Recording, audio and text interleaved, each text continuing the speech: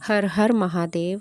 मेरे चैनल आस्था की ज्योति में आप सभी का स्वागत है। चलिए आज हम रविवार त्रयोदशी की प्रदोष व्रत की कथा कहेंगे।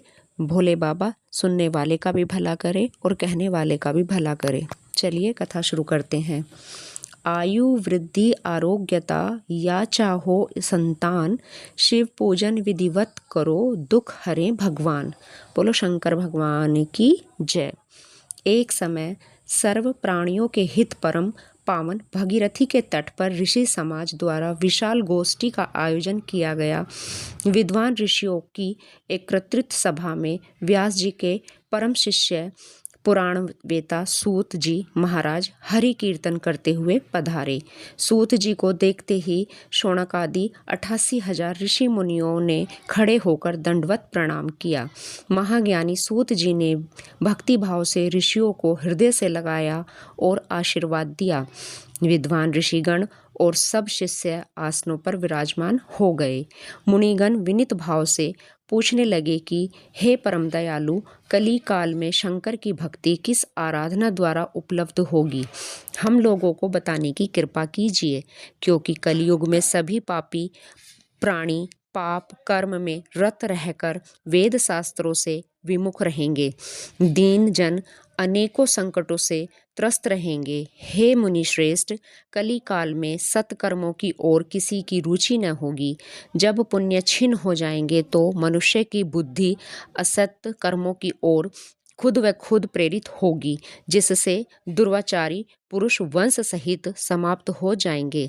इस अखिल भूमंडल पर जो मनुष्य ज्ञानी होकर ज्ञान की शिक्षा नहीं देता, उस पर परम पिता परमेश्वर कभी प्रसन्न नहीं होते हैं। हे महामुने, ऐसा कौन सा उत्तम व्रत है जिसे मनवांछित फल की प्राप्ति होती हो? आप कृपा करके बतलाइए। ऐसा सुनकर दयालु हृदय श्री सूत जी ने कहने लगे कि हे श्रेष्ठ मुनियों तथा शौनक जी, आपका धन्यवाद के पात्र हैं। आपने यह प्रश्न किया, इसलिए आप धन्यवाद के पात्र हैं। आपके विचार सराहनीय हैं, प्रशंसनीय हैं।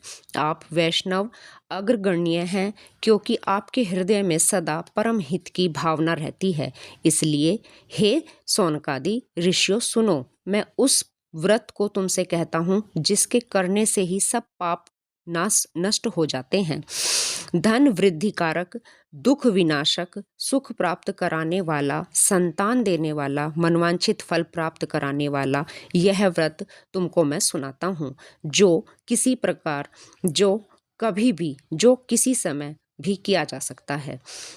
किसी समय भगवान शंकर जी ने सूत जी को सुनाया था, वो मैं तुम्हें आज सुनाता हूँ। और उनके प्राप्त यह परम श्रेष्ठ उपदेश मेरे पूज्य गुरु जी ने मुझे सुनाया था, जिसे आपको समय पाकर शुभ बेला में मैं सुनाता हूँ। बोलो उमापति शंकर भगवान की जय। सूत जी कहने लगे कि आयु वृद्धि स्वस्थ लाभ हेतु त्रयोदशी का व्रत करें।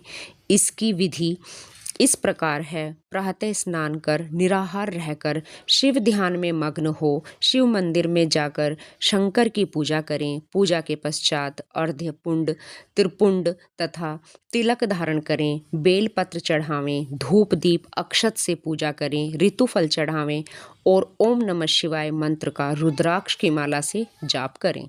ब्राह्मणों को भोजन कराकर सामर्थ्य अनुसार उन्हें दक्षिणा दें। तत्पश्चात मौन व्रत धारण करें। व्रती को सत्य भाषण करना परम आवश्यक है। हवन आहुति भी देनी चाहिए।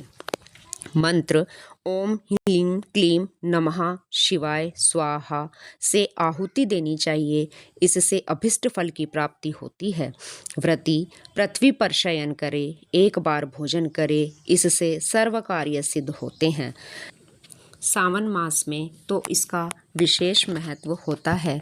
यह सर्व सुख धन आरोग्यता देने वाला है। यह व्रत सभी मनोरथों को पूर्ण करता है।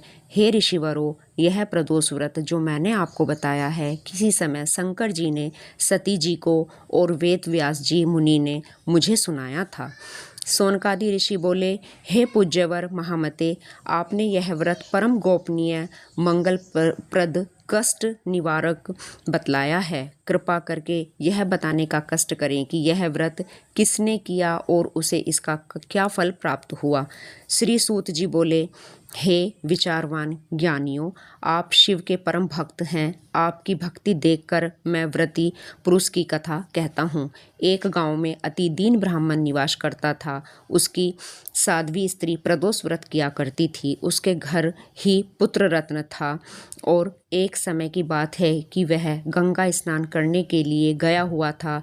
दुर्भाग्यवश मार्ग में चोरों ने उसे घेर लिया और वह कहने लगा कि हम तुझे मार देंगे, नहीं तो तू अपने पिता का गुप्त धन हमको बतला दे। बालक दीन भाव से कहने लगा कि हे दीन बंधुओं, हम अत्यंत दुखी दीन हैं, हमारे पास धन कहाँ से आया। चोर फिर भी कहने लगे कि तुम्हारी पोटली में क्या बंधा हुआ है वही हमको दे दो। बालक ने निसंकोच होकर उत्तर दिया, यह तो मेरी माता ने मुझे रोटी बांध कर दी थी। दूसरा चोर बोला कि भाई यह तो अति दीन दुखी हृदय वाला लग रहा है, इसे छोड़ देते हैं। बालक इतनी बात सुनकर वहां से प्रस्थान करने लगा और एक नगर में पहुंच गया।